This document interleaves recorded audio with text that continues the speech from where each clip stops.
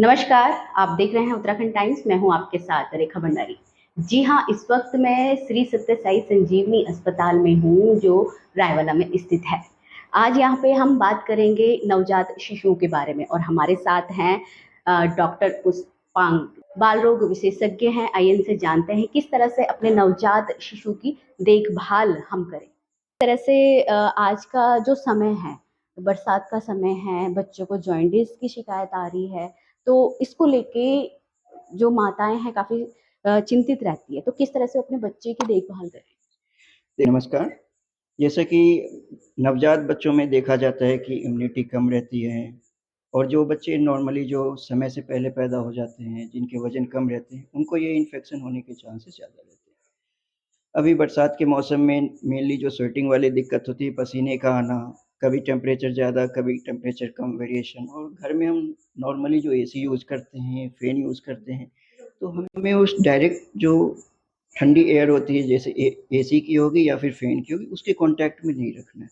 दूसरी चीज़ें जो हम बार-बार स्ट्रेस करते हैं ब्रेस्ट फीडिंग पे, मीन्स बच्चों को माता का दूध मिलना चाहिए।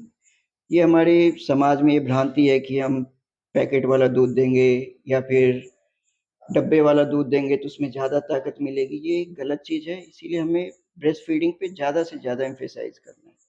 और बरसात के मौसम में जो बच्चों को इन्फेक्शन होती है, मोस्टली हम एडल्ट से ज़्यादा मिलती है।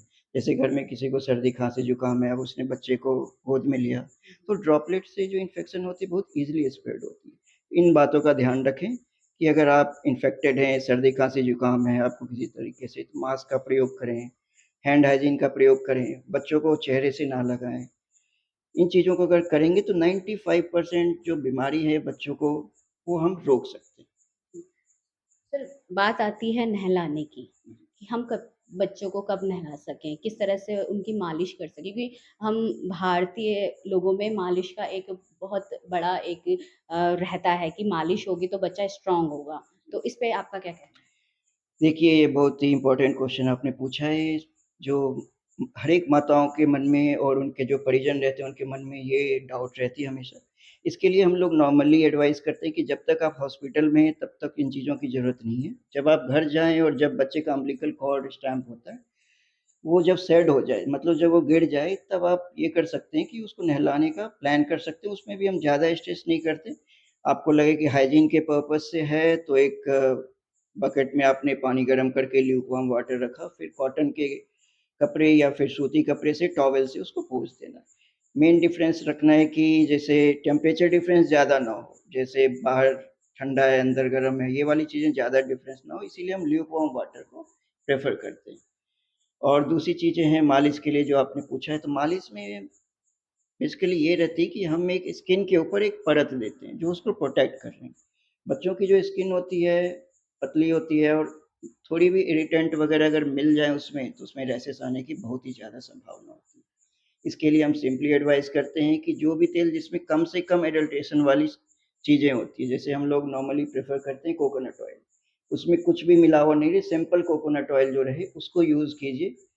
कोई भी मस्टर्ड ऑयल की ज़रूरत नहीं है, क्योंकि उन सारी चीज़ों में एडल्टेंट्स ज़्यादा होते हैं। अब जैसे कुछ लोग कहते हैं ब्रांडेड ऑयल के बारे में, उसमें क्या मिलावट है, क्या नहीं है, उस और उससे बच्चों को एलर्जी होने के चांसेस रहते हैं। तो इसलिए we prefer only for simple coconut oil, उससे सर, ज़्यादा जिस तरह कुछ नहीं। से बेबीज के लिए प्रोडक्ट आते हैं, क्रीम आती है, लोशंस आते हैं, तो इस पे क्या कहेंगे?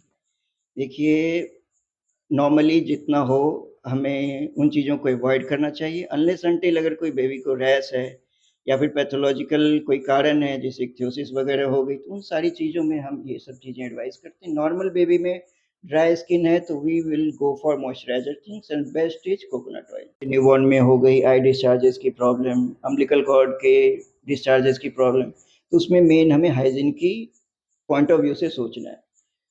आई डिस्चार्ज जो होती है मेनली नेज़ोलैक्राइमल डक्ट होती है, उसके ब्लॉकेज के कारण होता है। तो सिंपली जो हम आई मसाज जो होती है नेज़ोलैक्राइमल डक्ट के मसाज को अलोंग विद, अगर एंटीबायोटिक की ज़रूरत रही तो वी प्रिस्क्राइब दैट। मेनली कुछ ब्रांड हैं एंटीबायोटिक के, तो वो हम प्रिस्क्राइब करते हैं। बट मेनली अगर लैक्राइमल मसाज मिल रही है बच्चे को, तो 95% जो आई डिस्चार्ज होती है वो रिज़ॉल्व हो जाती है।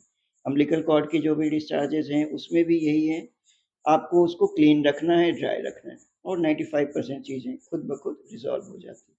Mainly we have to understand the physiology of the newborn और जो भी समाज में जो भ्रांति है या फिर कोई भी डाउट आती है तो we are always here to help you. Sir बात आती है कपड़ों की, किस तरह के कपड़े बच्चों को पहनाने चाहिए, कितने लेयर में हम पहने? कपड़ों में देखें तो कपड़ों में नॉर्मली हम लोग सिंथेटिक कपड़ों का ज़्यादा यूज़ करते हैं जिसे हमें प्रिवेंट करना चाहिए क्योंकि उसमें जैसे स्वेटिंग वगैरह आज बारिश का टाइम है तो स्वेटिंग ह्यूमिडिटी ज़्यादा है तो ऐसे कपड़ों को यूज़ करें जो कॉटन वगैरह हो, सूती के कपड़े हों, तो उससे जो एब्जॉर्ब हो जाएगी और बच्चे भी कंफर्टेबल रहेंगे उसमें।